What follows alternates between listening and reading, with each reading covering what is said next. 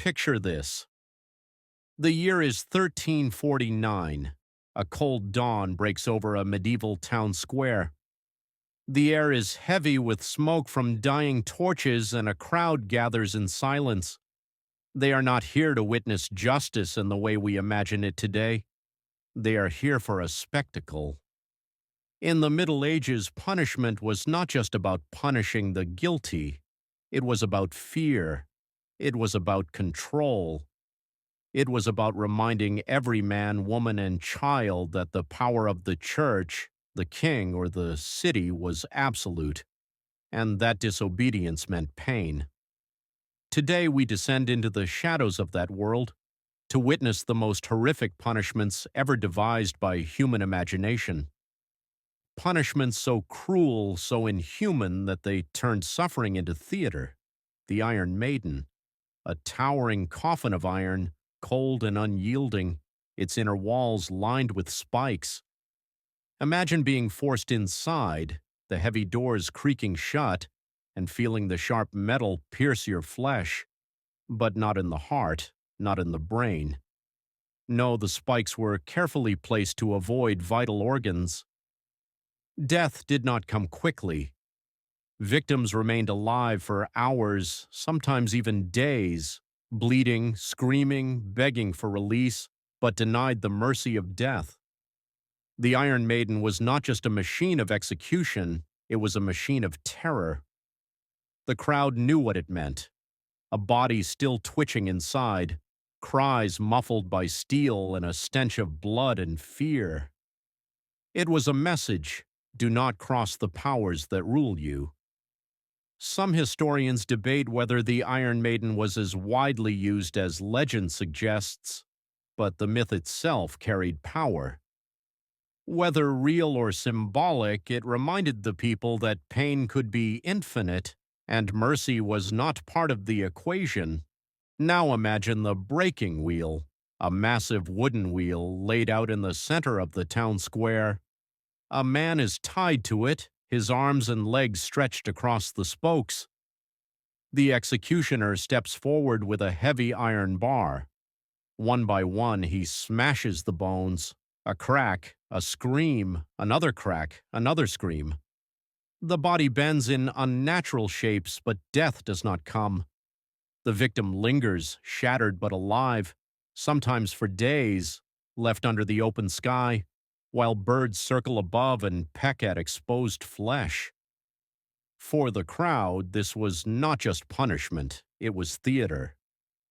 Justice in the Middle Ages was not hidden in a courtroom. It was displayed in the heart of the city, a warning carved into the memory of everyone who watched. And sometimes it was wrapped in religion. The breaking wheel was tied to the legend of Saint Catherine, whose refusal to bow to Rome earned her a death sentence on the wheel. In her story, the wheel shattered by divine power. But for ordinary criminals, no such miracle came, only pain, endless pain. Deep below the castles and churches of Europe lay another instrument of fear, the rack. A simple wooden frame, ropes tied to wrists and ankles, rollers at each end. Slowly, the handles were turned, pulling the body apart, joint by joint, sinew by sinew. This was not always meant to kill. No, the rack had another purpose: confession. Words pulled from throats by agony. People admitted to crimes they never committed, named conspirators who never existed, because the pain was unbearable. Inquisitors believed that torment revealed truth, but in reality it revealed only desperation. The screams of the rack echoed through stone dungeons, through the corridors of power, through the hearts of the people who knew that truth no longer mattered. Only obedience did. And then there were the smaller devices, tools of cruelty disguised in metal and wood.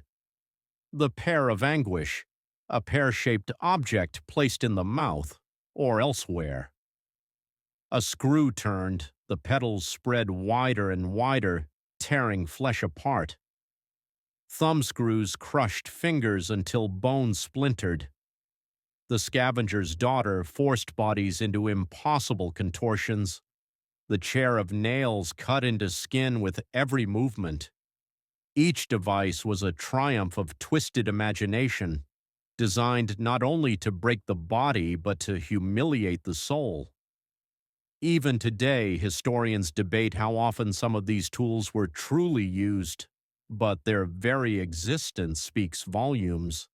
They were symbols, proof that human cruelty has no limit, that even the smallest device can create the loudest screams. But perhaps the most terrifying punishments were not hidden in dark dungeons. They were carried out in the open, in the full light of day, with entire towns invited to watch. Burning at the stake, the punishment reserved for witches, heretics, and those who defied the church. Victims were tied to a wooden post, surrounded by bundles of wood. The torch touched the kindling, flames began to rise, and the fire spread slowly. First heat, then smoke, then searing agony. Some suffocated before the flames consumed them. Others burned alive, their cries echoing across the square as children clutched their mothers and men crossed themselves in silent fear. This was not just an execution, it was a ritual, a lesson. The church called it purification by fire, but in truth it was spectacle, a theater of horror. And the people, whether they wanted to or not, became its audience. Why did these punishments exist? Why such cruelty? The answer is simple and chilling. It was never only about punishing the guilty, it was about control, about fear. A thief executed on a wheel was a warning to every other thief. A woman burned as a witch was a message to every other woman who questioned authority.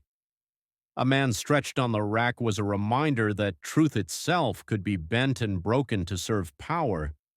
Pain was politics. Terror was law. The Middle Ages gave us cathedrals of stone, knights in shining armor, legends of glory.